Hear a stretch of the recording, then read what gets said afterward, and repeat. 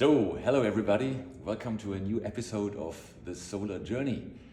My guest today is Jenny Chase. Welcome, Jenny. Good morning, Torsten. So, let me briefly introduce Jenny. Jenny holds a master's degree in natural science, so she actually knows what she's talking about when she talks about solar energy. And she did that at the University of Cambridge.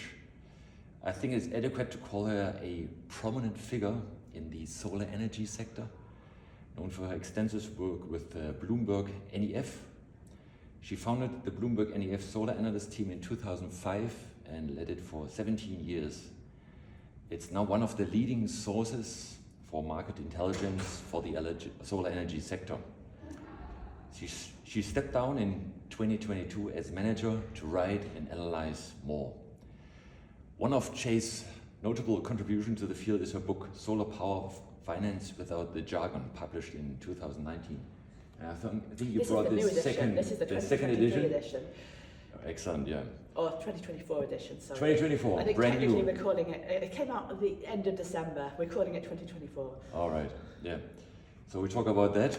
So it's fresh off the press. Besides writing and analyzing, she has a personal interest in breeding award-winning West of England geese. That's something ChatGPT told me. That is true. I have a flock of West of England geese. They are very nice. They are very nice. How did the geese find you? Well, my parents started breeding geese when I was about 5 years old, and I still have the descendants of those geese. All right. And I've moved them to Switzerland now. All right. So that's which generation in your family? Oh, many. Many. What's the average many life? generations of geese, like only the second generation of humans that have been breeding geese. Okay, yeah. Excellent. Now, you just mentioned you live in Switzerland, but grew up in England. What pulled you to the mountains, to the very high mountains, I should say? Well, my husband wouldn't move, you see. Yeah. Basically, I was at this startup called New Energy Finance, where I founded the solar team. Yeah. And the company was bought in 2009 by Bloomberg. Yeah. And one of the terms of the acquisition was that Jenny would move to Switzerland and shack up with this boyfriend she had there, who I'd met at university, and he'd got a job in Switzerland, and it was one of those two-body problem things. Yeah. So I moved to Switzerland, I shacked up with a boyfriend, and it went okay. So we got married and had a kid and got some geese. All right. And I guess now I'm not leaving. All right. Too nice a place. Yeah. Also, you have to settle somewhere. Yeah. I mean, Switzerland is not a bad place to settle, but Certainly. sometimes you have to solve that problem of how do you live with the person you want to live with. Exactly. So how did you start your solar journey? You were in natural sciences, and then at what point did you say it's got to be solar or clean tech? How did that happen?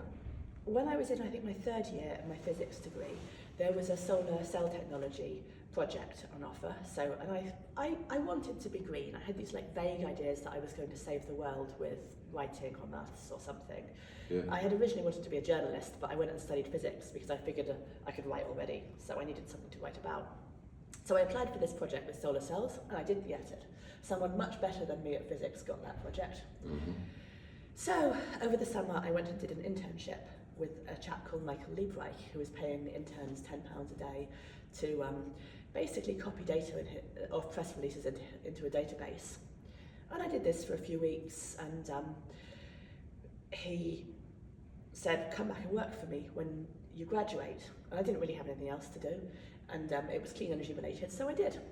Right. I think he was a bit surprised that I turned up again, but he did indeed employ me. And at first I was adding data to the database. The BNEF database still very much exists. It still has some projects and some companies that I originally added to it. Yeah. And the idea was to make a relational database of all the companies in the clean energy industry, which Michael and his partner then thought would be maybe about 300 or so. Yeah. It's a few more than that now. Yeah. And the idea was to sell this information to private equity investors and such, and we have built basically an information service about the whole industry. Yeah. So this is how the solar analyst team started. So in 2005, Michael realised that we needed a bit of specialisation and allocate someone to do biofuels, someone to do wind, and I guess we should probably have some solar stuff. Yeah. Jenny, you're there. You might as well do it. So I did solar. Yeah. And at the time I thought that solar might one day be 1% of global electricity generation. Yeah. Which was cool, you know, sometimes being a small part of the solution, it's way better than not being part of the solution at all. Yeah. So which year was that? That's so it was the end of 2005, 2005. when I was officially assigned solar. Yeah. I had no idea what I was doing. Yeah. And so tell us more about the times back then. You were kind of a startup, right? With Michael kind of pre-financing the whole thing? Or we were a startup. We were running on Michael's cash and and a bit of angel investment from Michael. And we were really just collecting public information into one place. Mm-hmm. But the thing is, if you keep collecting public information and you keep writing it down and you have an interested brain, you start to see patterns. Yeah. And that was just when the industry was getting big. There were a few really big solar IPOs. Mm-hmm. So for the first time, there were substantial companies that public market investors could invest in. And a big question was, what is the price of polysilicon? Yeah. Because we were just moving from the point where the solar industry had been so tiny that it was doing perfectly well on the offcuts of silicon from the semiconductor industry. Yeah. But it was just starting to get bigger than that and starting to suck up all the silicon that the market offered. Yeah. And no one even knew what the price of silicon was, never mind what it could be in theory. Yeah. And there were companies paying $450 a kilogram for polysilicon. Yeah. Just for the record, the price today is, I think, $4.77 a kilogram as of yesterday. Yeah, back then I was at Q-Cells and Q-Cells was just trying desperately to get any silicon they could get, right, to keep the production lines running. So it was all about silicon back then. Yeah. It was all about silicon, yes. Excellent. And so how many people were there in the beginning? Just 4 or 5 analysts and Michael, or? I think I was a permanent employee number 3. Number 3. And then there was Michael and a couple of other people who were founders. Yeah. So in the beginning there were about 10 people, I suppose, counting a roving squad of interns. Yeah. So when you look back to 2005, pretty much also the kickoff phase for the, let's say, modern solar industry. Maybe there's a second milestone when the Chinese got big. I think that's another milestone. So when you look back 2005, now 2024, how has the industry changed? And not only by the facts, but also by the dynamics and the drivers in the industry. How would you describe it? Well, now it's a proper industry. Yeah. I mean, it really was a bit of a cottage industry in 2005. Yeah. I really was dreaming when I thought solar might be 1% of world electricity supply. And today it's about somewhere between 5 and 7% of global electricity, depending on how you estimate it. And it's pretty clearly going to be a lot more. Yeah. And I mean, we're going to add more than half a terawatt of solar capacity globally this year. Easily, which given total world power capacity at the end of 2022 was at 8.5 terawatts. We are really getting somewhere into pushing into the age of fossil fuels. Yeah. And it really does look like solar is going to be part of the end of fossil fuels. Yeah. Not before time, and there are still a lot of challenges. Yeah. But we are going to get there. Definitely. Before we come back to the, let's say, solar, let's just stay a little bit longer with the being an analyst, right? So you natural science student, you must have enjoyed analyzing stuff. Obviously, you found that, and that's also why you do more analytic work now.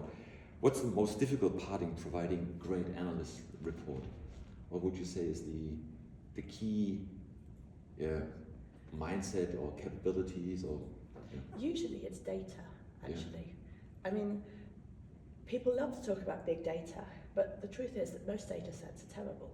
Yeah. And a lot of data sets rely on a human mind to go through it and almost line by line be like, is this reasonable? What is this telling us? Is this a lower bound for something? I mean, we don't even know how much solar there is in the world, really. Yeah. This takes about a quarter of the time of my team. How much solar is there right now in different countries? And it's actually getting more and more of a problem because it used to be that the official sources tracked subsidy regimes, and so you could normally tell how much solar there was from the official sources. Yeah. Increasingly, solar has no subsidy; it's just being built. Yeah. And when solar has no subsidy, there's not actually any reason for anyone to track it particularly.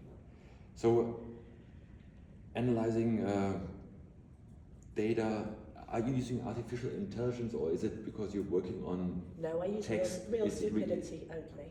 It's humans putting down the data together and connecting the dots. It doesn't work in a different way. I just do not trust artificial intelligence for what we're doing. Okay. The problems are usually... It was right with your geese, right? It was what? It was right with your geese, telling me that you're interested in geese. I mean, artificial intelligence can summarize things. It can pull out surface level information. Yeah. It also has some interesting medical uses my husband is working on in diagnosing very specific complaints from very specific information. Yeah. But often with the thing about financial analysis as opposed to academia is that if you wait for something to go through peer review, it would be far too late to do anything about it. Mm.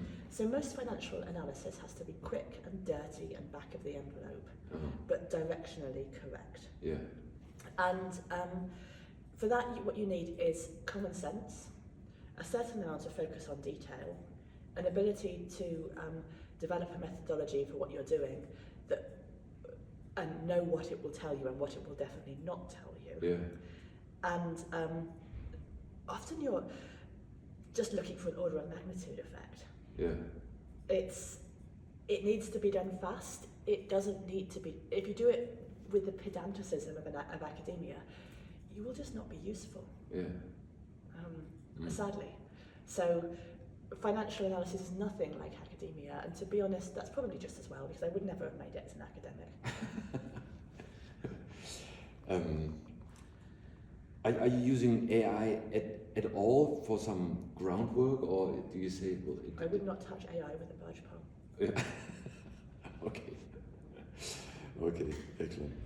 So so it's a lot about predicting, right, in the financial sectors, also in the economy, right? The whole thing so I'm a physicist who got into finance, so I sauntered vaguely downwards into the world of finance. Yeah. And I think that what people don't realise about finance is that it's almost entirely about understanding risk. Putting approximately the right numbers around risk. Everything boils down to that. So what you're usually doing is trying to understand the world and what risks the world presents and what risks change presents to the numbers that you're putting in your spreadsheet. And sometimes that literally just means that you may as well throw the spreadsheet away. But you should have the spreadsheet anyway, because you should know if this, then that. But there's also, and you should consider this before making an investment, there's a probability that this will happen. At the moment, for example, one thing that we know is that solar is growing. And the implication of this is that power is going to be more or less free in many places whenever the sun comes out in the relatively near future, like 7 or 8 years. So if your model says that power is the price of power that you get on the spot market is going to be about the same as it is today, your model is wrong. You know, it might be a beautiful model, it might be very complicated, it might have lots of lovely, delicate assumptions. But if it doesn't assume that you're going to have a massive uptick in solar bill, which is going to change the way power is paid for, your model is wrong, and you have misunderstood risk. So what's the most difficult part? You said in providing great analyst report, right? Because that's the core offering of BloombergNEF. It's understanding the risk, and I would assume that it's you need to include the whole complexity of the industry, almost the world, right, to understand what eventually is a risk for the future. It depends what you're trying to do. I mean, when it comes down to it, you cannot model the world in as much detail as the world. That's why it's the world. Nothing is ever going to be that complex. And there are some things you could. I don't honestly think you could ever forecast. I mean, randomly, Vietnam added 12 gigawatts of solar in the years 2019 and 2020 because it set a feed-in tariff, and it was relatively generous. But when we were forecasting Vietnam build, we talked to international developers and international banks, and they said, no, Vietnam is too risky. We would not invest in solar in Vietnam. Therefore, there will only be a few gigawatts of solar built. And the Vietnamese government only actually wanted a few gigawatts of solar, so our forecast was very low. And then what it turned out was that the Vietnamese state banks were perfectly happy to invest in Vietnamese solar. And so Vietnam added about 12 gigawatts of solar in 2 years, which is astonishing for a nascent market. And then it sort of ground to a screeching halt because the government was paying way too much for subsidy and there's curtailment and things. But sometimes there are things that you just cannot predict with data that's out there. Of course, what we should have done is asked the Vietnamese state banks whether they were financing solar. But so it's super hard to make forecasts. It's super hard. I don't believe AI can do it. I'm sorry, I don't believe. Yeah, sure. I don't know. Interested in your opinion, and you're an expert in that area, so I wouldn't doubt that. So Bloomberg is now almost the ultimate brand, I would say, in the analyst reports. Why do they choose you over so many others, and why do you have such a strong position in an analyst market? Oh dear, that's awfully close to making me speak on behalf of Bloomberg. I mean, I think that we're quite good at writing reports that are understandable and boil something down to the essence. We also keep our reports short because, let's face it, nobody reads 30-page reports. And we try and answer questions quickly but well. I mean, that's one of the other things. I said that academia is often out of date, and that's particularly true, unfortunately, in a field moving as fast as solar and batteries. If you have an academic report on the cost of solar or batteries, it's probably been in peer review for 2 years, and therefore it's out of date, sadly. So it's up to date, concise, and easy to understand. So sometimes when we come back from a trade show, I'll come back from this trade show, and I'll write up a report with my colleagues who were at SNEC last week about what manufacturers are saying about prices, about silver use, about their technology plans, and it will probably be more useful to the people making decisions than something that is a bit more rigorous. We'll touch to the silver, etc. in a bit. I just would like to touch on a point. You built up the solar analyst team, and at some point you said, well, it's too much management work. That's what you write on your LinkedIn profile. I want to step down and analyze and write more. What was the feeling? What was your state of mind like just before you stepped down and afterwards? How did that go about? How did that learning evolve inside, or the analyst of your maybe well-being come about, and how did you find the right solution? Was it the right solution? I guess. Oh, it was definitely the right solution. I thank the gods, and I thank Lara Hayem, who took over my job, every day that I am no longer a manager. I mean, I founded the team, and I will always very closely care about it and identify with it. And I love the work that we do, and I love the people in it, actually. Management is not the same as loving something. And as it got bigger, the administrative load and the emotional load of caring for the team while managing them did get me down. I mean, I don't want to use the burnout word, but it was heading a little bit in that direction. And what I love to do is write. And the geese. So there's already other animals you have to take care of. Well, exactly. And I also have a 6-year-old child. Right. Excellent. So you talked about the team. How did you pack the great talent? Can you tell this is? We offered them an internship, and then we hired the good ones. So you've got 5 internships, and then how do you know, why do you choose the one and not the other? Well, it's evolved a lot over the years, of course. It used to be that, I mean, at the very beginning, I was in fact turned down for an internship because I didn't have my own laptop. The only reason I actually got a laptop was because the person who was supposed to be taking an internship dropped out and said, "This sucks," and hit the bricks. And they had a laptop that I could use, so they called me at short notice into London. And all I was doing over the summer holidays was cleaning windows for this with this really nice guy who had a small business doing it. Yeah. So I said thank you and goodbye for the summer to him and went and did this internship. But hiring interns is a good opportunity to get a variety of different people with a variety of different enthusiasms. Yeah. Because a lot of the time, what you want is someone bright and motivated, rather than someone who has an enormous amount of relevant experience. Yeah. I mean, let's face it, I spent 4 years studying physics, and all I really use it for is that I really know the difference between a megawatt and a megawatt hour. Yeah. That comes in handy sometimes. It really comes in handy, and it comes in handy to know things at a bone deep level so you don't have to think about them. Yeah. But do I think doing a PhD would have been a good thing? No. Yeah. Sometimes we do hire people with experience, and it's amazing and wonderful, but I'm not convinced that that's necessarily what makes someone a great hire.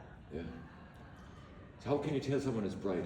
It's easy to say. I give them a lot of work and see if they do it well. Yeah. And some of this is so open-ended. You ask someone to look into a topic, like you ask them to, for example, put together a spreadsheet of the manufacturers in Europe, and you give them as much guidance as you can, but you see questions like, are they using are they being creative in how they get that information? Yeah. Are they, for example, using Google Maps to see if a factory actually exists? Are they calling the phone numbers and asking if anyone, and finding out if anyone picks up? Yeah. Are they digging into? Are they interrogating the data a little bit? Because there are a lot of manufacturers on the trade floor now who will say they have 5 gigawatts of capacity or whatever, and some of that is maybe not exactly true. Yeah. Or at least it's true, but they're actually in partner. The 5 gigawatts is actually a partnership with somebody else, or it hasn't actually been built yet, or it's highly hypothetical. Yeah. And this is an industry that has a lot of cowboys and charlatans. Yeah. And so you have to be alert for that, and you have to keep a weather eye. I guess what I look for in interns is people who are not just getting a number and writing it down. There's someone who tries to understand what that number means, who remembers what that number is, who raises a red flag if they find some reason why that number is a bit dodgy. I mean, it could be as simple as they want to talk to me about it, and maybe I don't think it's a red flag, but somebody who wants to talk to me about whether this data is correct is always going to interest me more. Yeah. And frankly, being able to understand, to explain your ideas so they're not too complex is hugely important, I think, in any job. They can explain something to you. Yes. All right. Yeah. Wonderful. So I try to summarize that. So you look at the methodology, how they do it. They are persistent. They cross-check.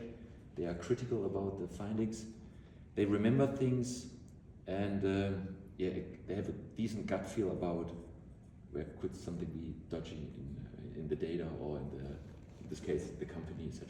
Yeah. Exactly. Nice one. Nice one.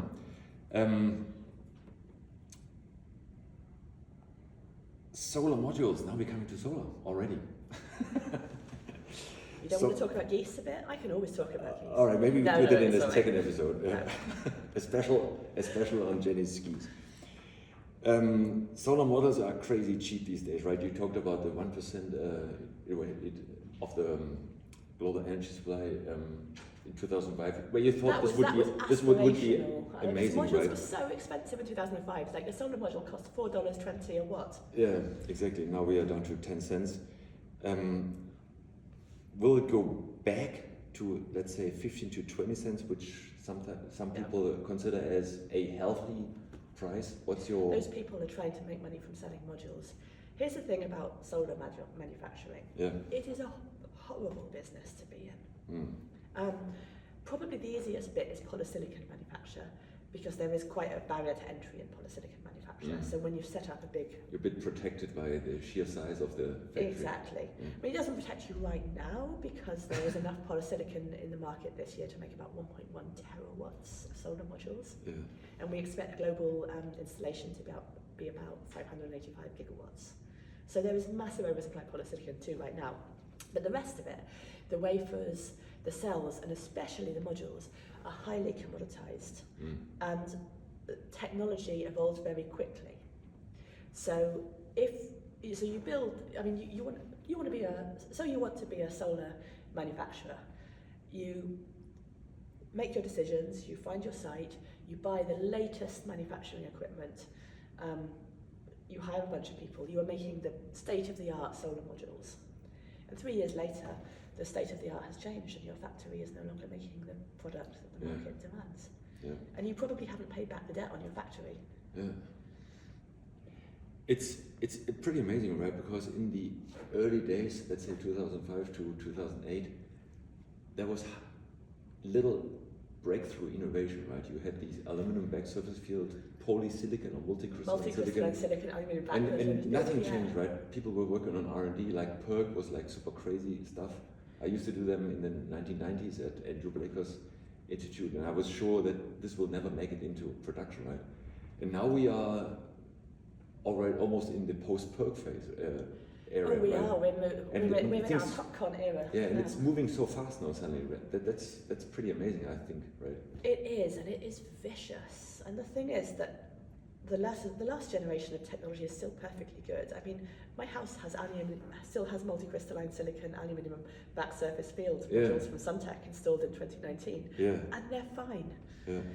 But of course, they could never have got this cheap. I think even in 2005, the companies were working on smaller innovations. So, for example, they were making the wafers much thinner. Yeah. And you could argue if that's innovation or just a continue. It's like not like a massive. I wouldn't bother because arguing the difference between incremental innovation and breakthroughs, I think, is very philosophical at this point. Okay. Yeah. And philosophy is a waste of time. Okay. So what's the situation like for the Chinese manufacturers? Are they making money? No. So what's going to be the situation landscape like in a year from now in China? So we call this a solar coaster. Solar coaster. Yeah. Every so often, the industry gets overexcited, massively invests in new capacity in expectation of demand that they sort of know cannot be equal to supply. Yeah. And then demand isn't equal to supply, there's massive oversupply and a load of companies go bust. Yeah. And we're just moving into one of those phases now. Yeah. So there's about 1.1 terawatts of polysilicon production capacity globally, and at least a terawatt of wafer, cell and module capacity, compared with demand that is about 585 gigawatts this year. Yeah. So everyone calls it a Chinese problem, but really that's just because the solar industry is in China, the solar manufacturing industry is in China. It's not. The thing is that these companies are viciously competing to stay alive. They don't want to be selling at the current prices. The current prices are somewhat below their costs. But if they stop selling, then their customers will go to their competitors, and those customers will never come back, even if prices rebound a bit. So what they do have is quite large war chests of money, because the last 2 years were actually quite good. So they're going to use that money to stay alive, to keep that vicious technological grind, to get more and more cost out of making solar modules. And my suspicion is that eventually, after some bankruptcies, after some factories are shut down, after a lot of these incremental technology improvements, we will have the module price flattening out at more or less where it is now.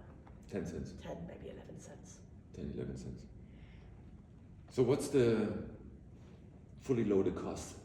So in 1 year from now, you think it's fully loaded cost is 9 cents, or? I think our prediction for the price of modules in a free trade market like Europe at the end of the year is about 10 cents a watt. Fully loaded with overhead, everything?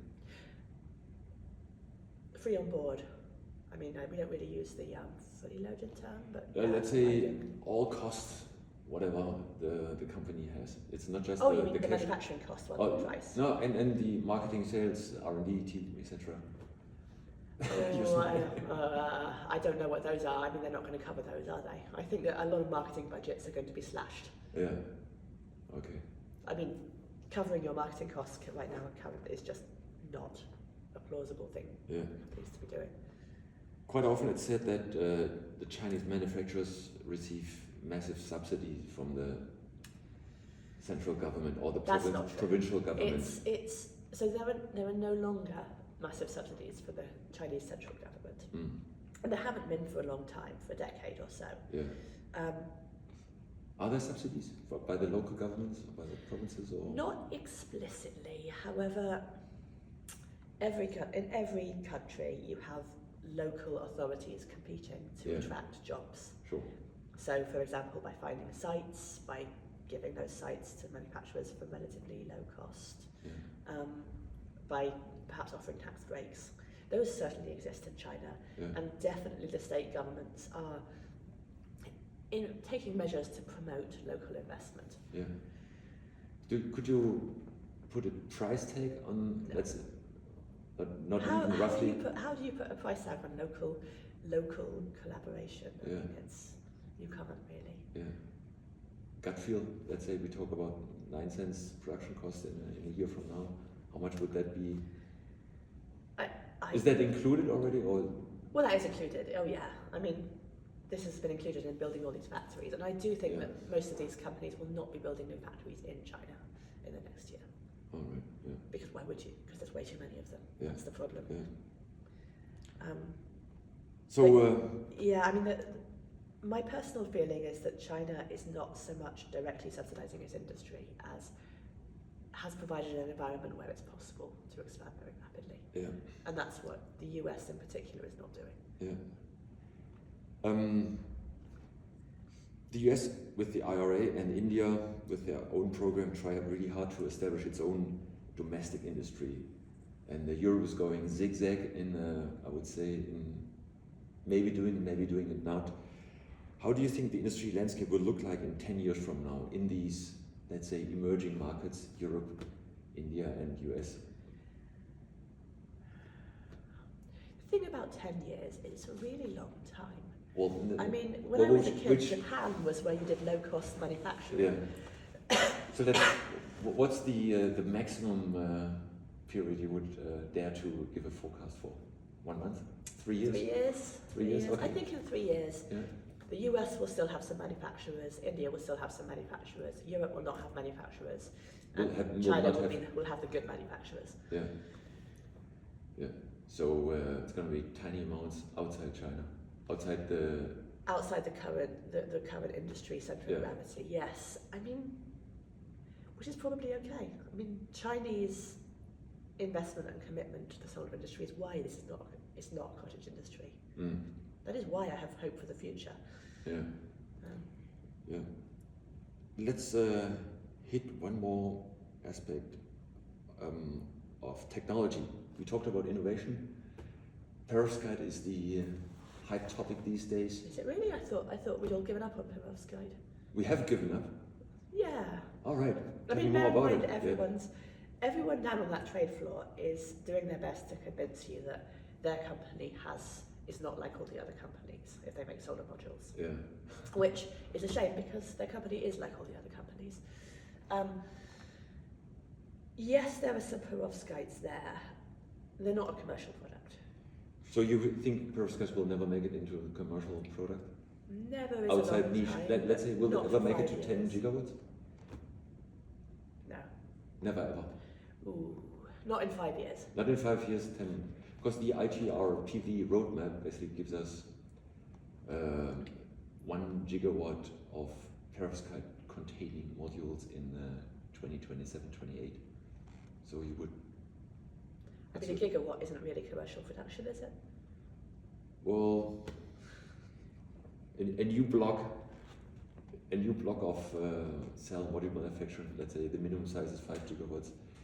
Okay, but a few years later, it would reach then 2029. It would reach, according to that forecast, let's say the commercial volume of 10 gigawatts. Yeah. You doubt it? Yeah. It may or may not happen. I mean, in a sense, it only matters to the companies doing it. Yeah. What I dislike about the perovskite hype is that it tends to become associated with the idea that you should only build solar when you have the next generation of technology. That is not true. You should build the solar you have. Yeah. And in fact, crystalline silicon on glass is an incredibly good technology. Mm. Perovskite, in theory it may be. There are good engineering reasons why it may work quite well. Because perovskite is quite low temperature processing, it may actually work quite well to use perovskite as a second layer on top of crystalline silicon. But so far the products have dubious lifetimes and they're just not ready for scale manufacturing. Yeah. So we do not have to wait for perovskites to come along. You mentioned that maybe that's related to perovskites. There's plenty of cowboys and charlatans in this industry. Yeah, I mean, to be fair, I don't think the perovskite guys are cowboys or charlatans. I think they're just misguided. Okay, so who are the cowboys and charlatans, and why do you think there are so many in the solar industry? Well, I can't give you names because I'd get sure. sued. Yeah. They know who they are. But this is a rapidly growing industry. Not everyone here is quite honest. There is a very strong incentive to claim any differentiating factor, like the BloombergNEF Tier 1 list for solar modules, which is more or less a methodology I developed to show what companies have products that are passing technical due diligence for banks, according to our database. And now it's being used as a marketing term and it's splashed on booths all over out there. And to some extent, because there are so many players in this industry, what buyers and investors and everyone really is looking for is some legitimacy. Mm-hmm. And people grasp onto any evidence of legitimacy they can get. Yeah. And but the only way to really establish legitimacy is to do what you can do and keep your promises. Yeah. And some of these companies out there have not done that yet. So what would be the best methodology to prove the real Tier 1 label? You're talking to the person who developed the methodology for the real Tier 1 label. Yeah, so sure. I think that what we've got is the best we can have. All right, okay. So because I got the feel that you are questioning now. I'm certainly questioning the way it's been used. Yeah. I invented the Tier 1 methodology in, I think it was 2009, because we had a database of manufacturing plants. Yeah. And I was kind of pointing at it to my investor clients and going, this is a big number, you know, there's going to be oversupply. And they're like, yes, but most of them are just random Chinese companies. Yeah. And this is true, most of them were just random Chinese companies. So I had to assign some of these to Tier 1, so like Suntech and Trina, I think. I said, okay, based on vibes, the fact that I hear about them a lot, I think these are Tier 1. And that made my clients happy, but of course it made the companies that were not Tier 1 very unhappy. So they were like, can we talk to you? And after a number of very boring conversations, I realised I had to come up with an actual methodology. And I decided to use our database of individual projects, some of which are linked to the equipment supplier. So the methodology is based on how many projects have been supplied in the last 2 years by a module maker.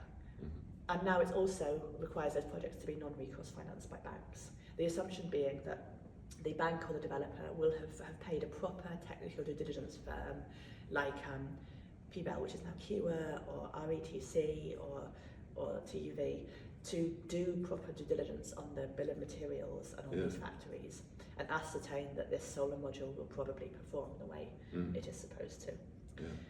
And people like the Tier 1 list because it's short, it's simple, they never read the bloody methodology. You can Google the methodology. Google Bloomberg Tier 1 methodology and you will find the methodology. It's just 3 pages long. I wish people would read it. Just which is good. So you say that it's still the right methodology, but then it makes sense to use it as a marketing tool if you make it into the Tier 1 list, right? What do you not like about putting it on the booth? Because if it's First a good methodology, some of them are not actually on the Tier 1 list. Oh. I mean, and you know that all those logos down there that say Bloomberg Tier 1, those are entirely invented by the manufacturers. All right. We don't have a Bloomberg Tier 1 label. There is no official Bloomberg Tier 1. Maybe I should add, we are now at Intersolar 2024 in Munich, and we are taking this interview in one of the press conference rooms. So out there, we have the trade show, the big Intersolar trade show. So you say that some of the manufacturers use the Bloomberg Tier 1, whatever label it's for. Sometimes, without being. Well, there is no Bloomberg Tier 1 label, BloombergNEF Tier 1 label. Also, a lot of them have put Bloomberg New Energy Finance Tier 1, and Bloomberg New Energy Finance does not exist. It has not existed since 2018. We have BloombergNEF now. Yeah. I mean, to be fair, most of the manufacturers who have actually put it on their booths are currently Tier 1, but it's a quarterly list. And sometimes manufacturers do basically fake up documents saying they're on the Tier 1 list and send them to potential customers. Right. With the auditing, we are a bit running late, I guess, but you mentioned something super interesting, right? Which is the auditing of the manufacturing, right? Sticking to the bill of materials. How good are these audits, right? Because I mean, these plants running 24/7, right? And if you go in there saying, I'm doing an audit, this is like your mom saying, I'm coming to check on if your room is clean, right? And then you would make sure that your room is clean. So unfortunately, that's the how case. Sustainable, let's put it this way, are these audits? And I don't run these audits. I do think that you need a certain amount of basic competence to pass the audits. And so at least if you manage to clean your room once, you know what a clean room looks like. And I think that's probably a good indicator that at least the people behind the factory know what they're doing to some extent. And also many of these technical due diligence providers will test random batches. Yeah. Okay. So you, So I trust the technical. I do think that paying for technical due diligence from a proper technical due diligence supplier is how you should pick your modules. Okay. Yeah. All right. My final question is always, what does it take to bring solar to the next level? What's your take? Flexibility. We need to change our entire civilization. We've got as much solar as we want to. We're going to have free power on basically in sunny hours by 2030 in most places. Is it going to saturate at 3 terawatts? That's a Pierre Verlinden. 3 terawatts? Oh no. What, 3 terawatts new build? Production capacity. Yeah.